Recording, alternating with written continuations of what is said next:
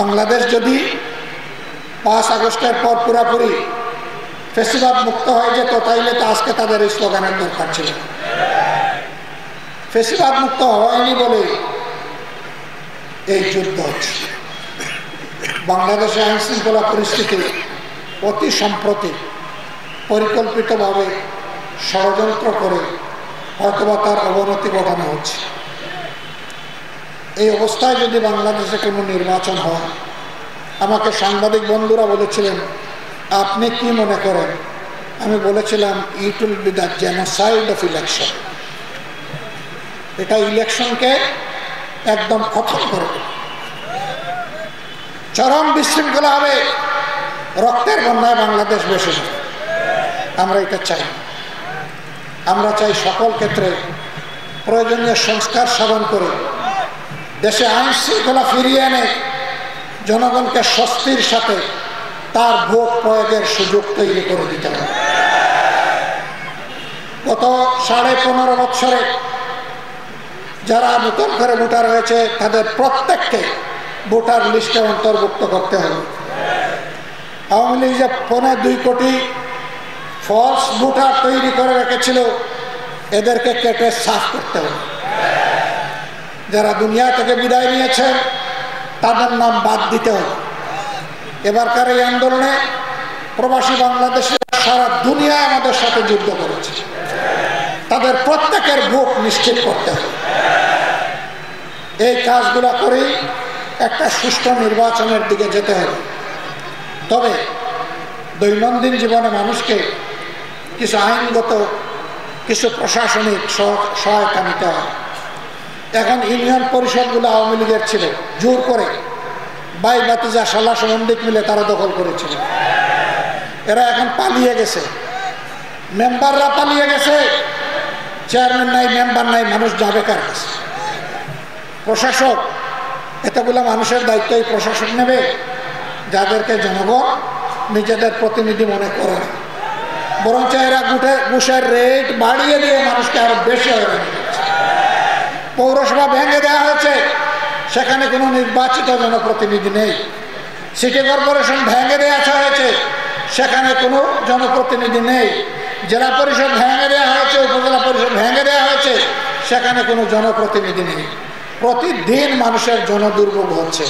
আমাদের রাজনীতি জনগণের দুর্ভোগ বাড়ানোর জন্য নয়, আমাদের রাজনীতি দুর্ভোগ কমানোর জন্য।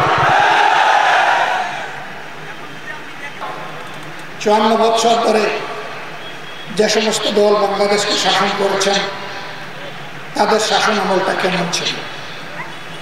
তাদের মধ্য থেকে একটা দল কি বাংলাদেশকে দুঃশাসন এবং দুর্নীতি থেকে মুক্তি দিতে পেরেছিলেন? কেউ করে। কম বেশি তাদের আমলে দুর্নীতি হয়েছে এবং জনগণ দুঃশাসন করেছে।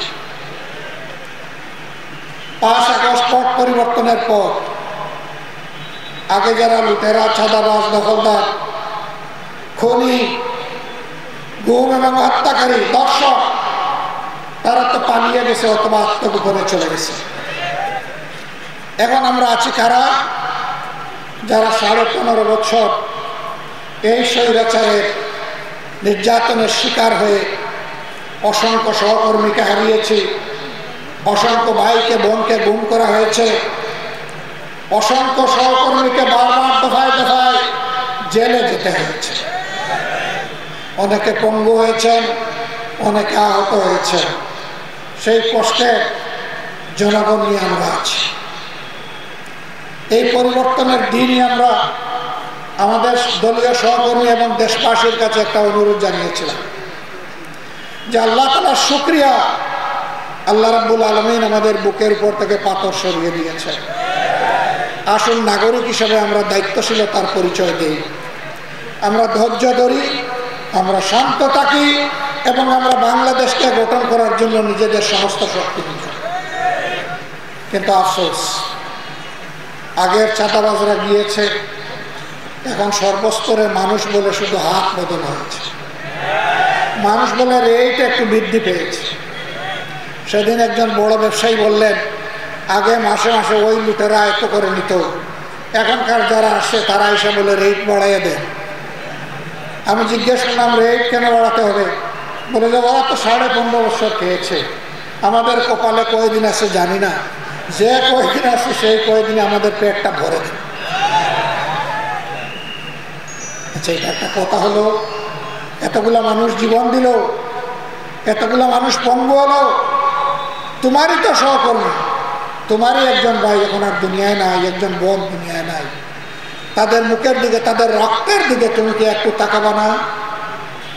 অনেক দল, তার হয়তো এত সমর্থন নেই, কিন্তু সেই দলে দেশকে দেওয়ার জন্য মগজ এবং মাথা থাকতে পারে। আমরা চাই তারা সংসদে গিয়ে কথা বলে। পিয়ার সিস্টেম না হলে দেখা যাচ্ছে একজন পেয়েছে 41% ভোট, আরেকজন পেয়েছে 40% ভোট। 41% পেয়ে 218 আসন, আর 40% পেয়ে মাত্র 70 আসন। এই 218 আসন পাওয়ার পরে প্রত্যেকেই স্বৈরাচার বেপরোয়া হয়ে, তখন আর মানুষকে মানুষ গণ্য করে না, তখন জনগণের সেবক মনে করে না, তখন দেশের মালিক হয়ে বসে। এই জন্য আমরা বলেছি বিশ্বের 62টি উন্নত দেশে এই পিয়ার সিস্টেমে নির্বাচন হয়, আমাদের দেশে সেই পিয়ার সিস্টেমে নির্বাচন হতে হবে। এতে যদি কেউ মন খারাপ করেন, বুঝতে হবে তাদের মতলব সুবিধাজনক নয়। আমরা আশা করি যুক্তিসঙ্গত এই দাবি তারা মেনে নেবেন। বিভিন্ন আসনে যখন নমিনি দেওয়া হয়, তখন পেশি শক্তি আর কালো টাকার বলে ভোটকে প্রভাবিত করে অযোগ্য সন্ত্রাসীরা অনেক জায়গায় তারা নির্বাচিত হয়ে আসে।